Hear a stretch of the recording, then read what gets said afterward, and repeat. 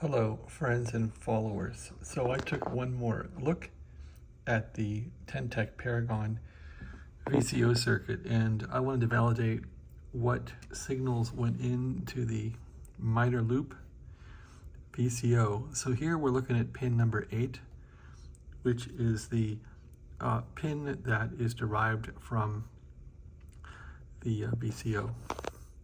And I think it goes through the divider. Anyway, I always thought that pin 1 and pin 8 had to be equal in value as far as a signal, but since there's an internal programmable divider inside this phase lock loop chip, I don't think that's the case. So division is being sent into this phase lock loop chip serially. At any rate, here's the frequency I'm seeing. So 3.86 megahertz, and when I tune through the band, say I start off at say 7.5. There's 7.5 right there. I'm seeing 4. Now, when I increase the frequency here, this is going up. And now it's dropped back, so that's interesting. So let's retard the frequency and see when it jumps back to 4, if it even does. Okay, so now it's gone back to 4. And where does it switch?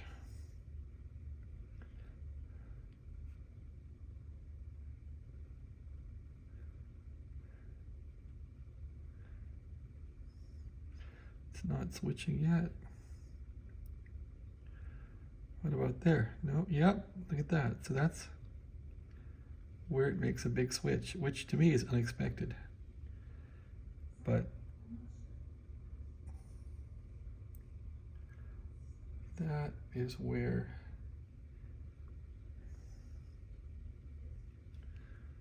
and it's still not going back to 4 now. So my understanding of this VCO is incomplete. And what if I go back? Okay, there we go, there's 4.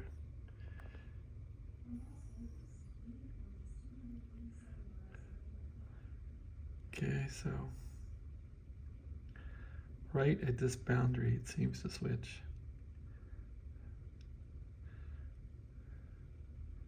Okay, so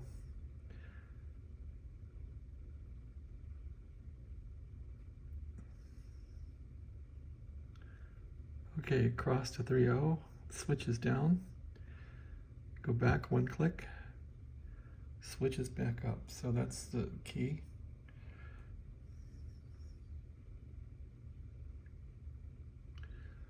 The literature was talking about 30 kilohertz.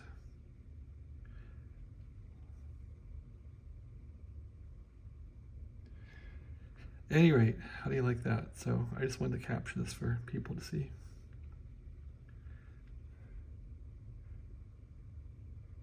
All right, now,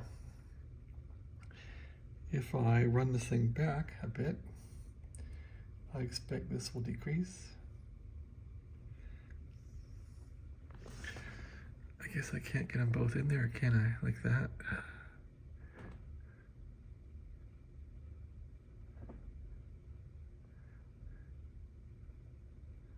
Going down.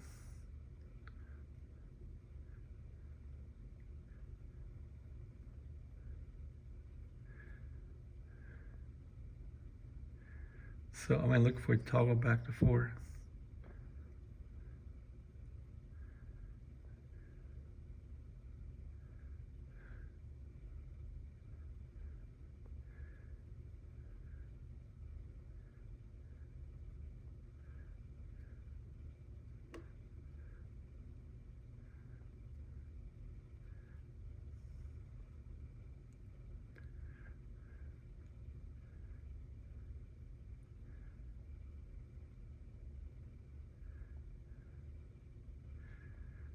Well, it goes a while.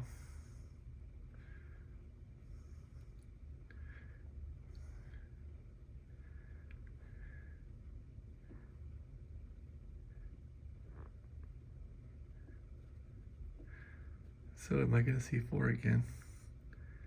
Going to keep cranking it down here. It should go back to 4. Yep, there it goes. Okay, so what is the boundary?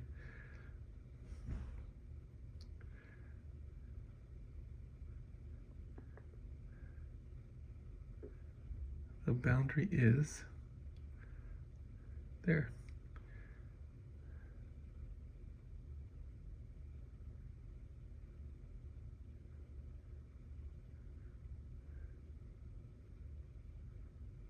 There's the boundary right there. All right, hopefully it's helpful to somebody debugging this thing. And does it matter what band I'm on? Probably it shouldn't matter because that's minor loop. So if I go, say, to 10 meters here, it shouldn't matter at all. It should be the same thing. Yep, pretty much.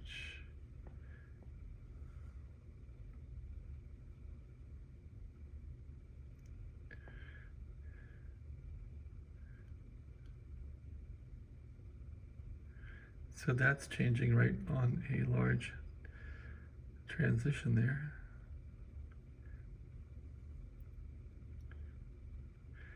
At any rate, that's how that pin 8 is working. So pin 3 is just reference from the ref board 2.1 megacycles. So if you look at what's on the first pin,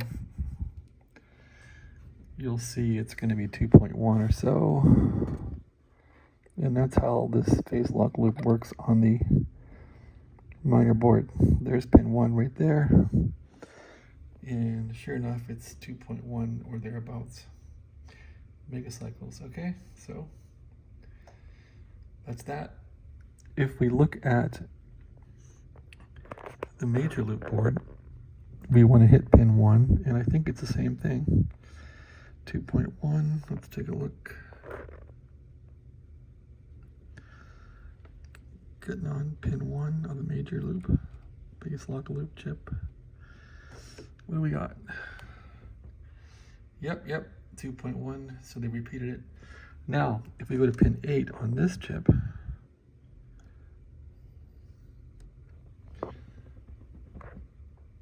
we're at 7.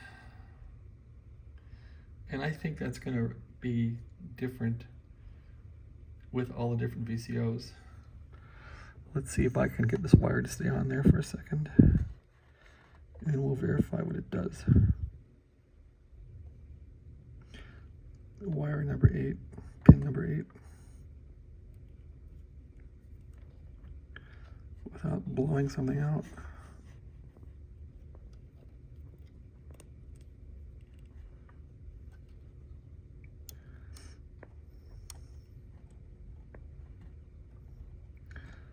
Let's see if they'll stay on there. It did not. How about that? It did not. This is how to burn the radio out, right?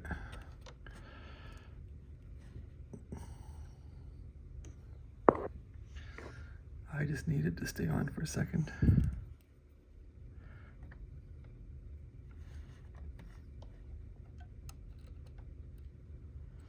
Actually, let's try that. Leave it up there like that. Haha. No, come on. Just work. Okay, there.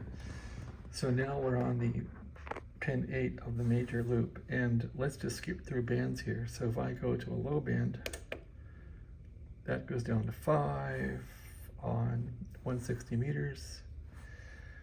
And now it's saying phase lock loop is out. So I wonder if I broke something. Maybe I did. Crap. You can't win, man.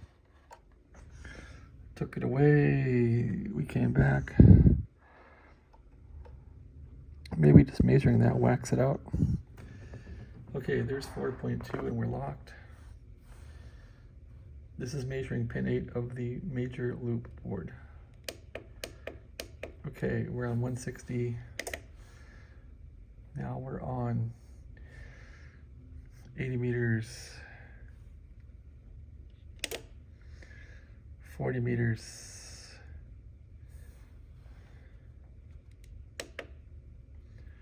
So what does this really mean? That doesn't really head up much past 5, does it? At all. So it hangs around 5 no matter what band you're on. Going to 6 there. Okay, well, that gives you an idea anyway of what to expect when you're fixing one of these, right?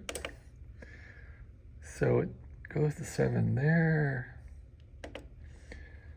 And so it'll go up to 7 on 10 meters, go back to 160. There's 6, okay, there's 4. Now, what if I rotate this thing a bit? Increase the frequency, it should go up, right? Oh wow, that's cool, it doesn't do anything. Unless the minor, okay, so the minor is under control now, and once we go through the minor, it ought to pip up. It'll jump, I would think. Yeah, look at that. So that's how this works. This gives you an idea of how this thing goes, right? So it's going to use the minor, and then it's going to kick up the major.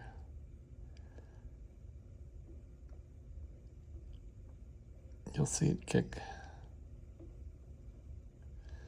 Takes it a while. Let's go to fast tuning. Okay, now we're on fast tuning. Let's find out where it changes. Okay, boy, it's really hanging in there. So this thing doesn't really change much. Okay, there it changed. So what does that mean? There it makes a change. Let's find the exact part.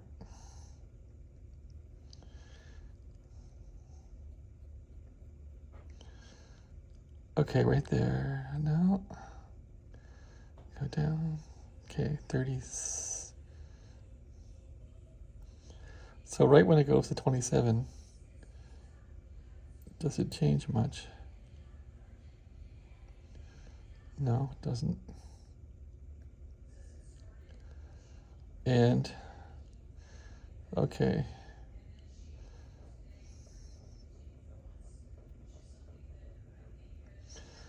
$28, $29.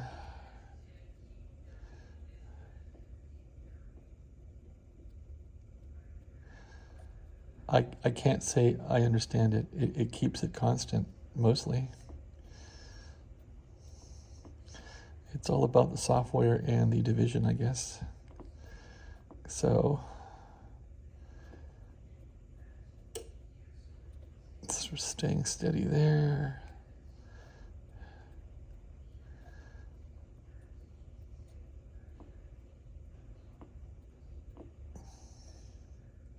Boy, so 20 to 30.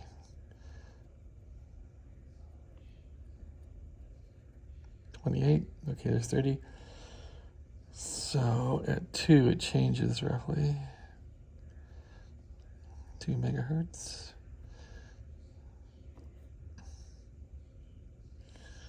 No, not really. Anyway, I'm not, okay, there it made a change to 230. I can't say it makes any sense to me what it's doing, but oh well, it works. Anyway, thanks for watching.